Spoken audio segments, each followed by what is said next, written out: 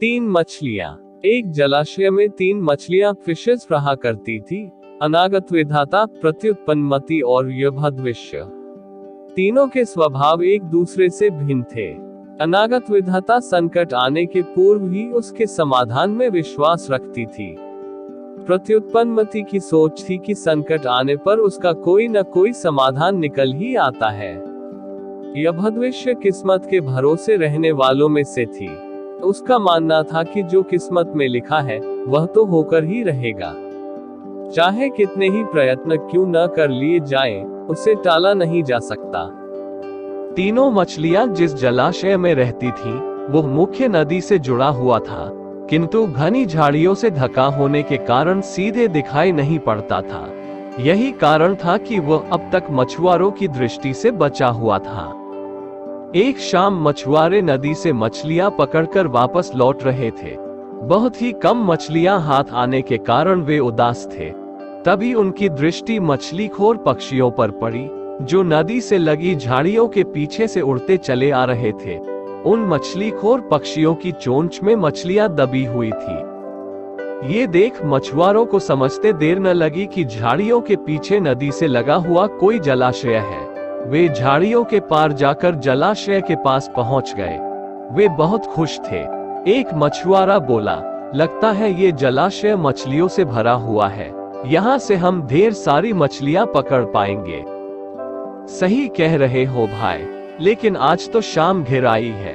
कल सुबह सुबह आकर यहाँ पर अपना जाल बिछाते हैं, दूसरे मछुआरे ने कहा। दूसरे दिन आने की योजना बनाकर मछुआरे वहां से चले गए।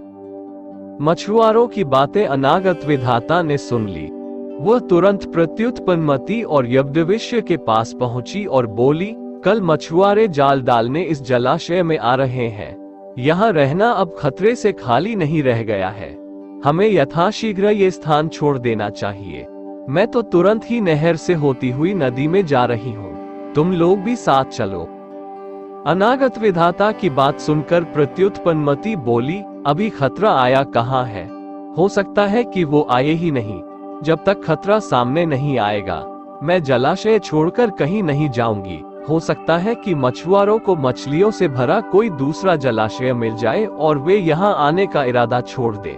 यदि वे आ भी गए, तो ये भी संभव है कि मैं उनके जाल फंसू ही ना। यभद्विष्य बोली, किस्मत के आगे क्या भला किसकी चली है? मछुआरों को आना होगा तो आएंगे और मुझे उनके जाल में फंसना होगा तो मैं फंसूंगी ही। मेरे कुछ भी करने से किस्मत का लिखा थोड़ी बदल जाएगा। अनागत विधाता ने अपनी योजना अनुसार वहां से प्रस्थान करना ही उचित समझा और वो तुरंत वहां से चली गई। प्रत्युत्पन्नमति और यभद्विष्य जलाशय में ही रुकी रही। अगले दिन सुबह मछुआरे जाल लेकर आए और जलाशय में जाल फेंक दिया।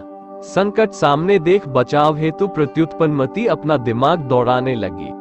उसने इधर उधर देखा, किंतु उसे कोई खोखली जगह नहीं मिली जहां जाकर वो छुप सके। तभी उसे एक उदबिलाव की सड़ी हुई लाश पानी में तैरती हुई दिखाई पड़ी। वो उस लाश में घुस गई और उसकी सड़ांध अपने ऊपर लपेटकर बाहर आ गई। थोड़ी देर बाद वह एक मछुआरे के जाल में फंस गई। मछुआरे ने जब जाल बाहर निकाला और सारी मछलियों को जाल से एक किनारे पर उलट दिया, तब प्रत्युत्पन्नमति सड़ांध लपेटे हुए मरी मछली की तरह जमीन पर पड़ी रही। उसमें कोई हलचल न देख मछुआरे ने उसे उठाकर सूंघा। उसके ऊपर से आ रही बदबू से उसने अनुमान लगाया कि ये अवश्य कई दिनों पहले मरी मछली है और उसने उसे पानी में फेंक दिया। पानी में पहुंचते ही प्रत्युत्पन्नमति तैरकर सुरक्षित स्थान पर चली गई। इस तरह बुद्धि का प्रयोग कर वह बच गई। वहीं दूसरे मछुआरे के जाल में फंसी यभद्विष्य कुछ किए बिना किस्मत के भरोसे रही और अन्य मछलियों के साथ दम तोड़ दिया। सीख, किस्मत उसी का साथ देती है जो खुद का साथ देते हैं। किस्मत के भरोसे रहकर हाथ पर हाथ धरे बैठे रहने वालों का विनाश निश्चित है।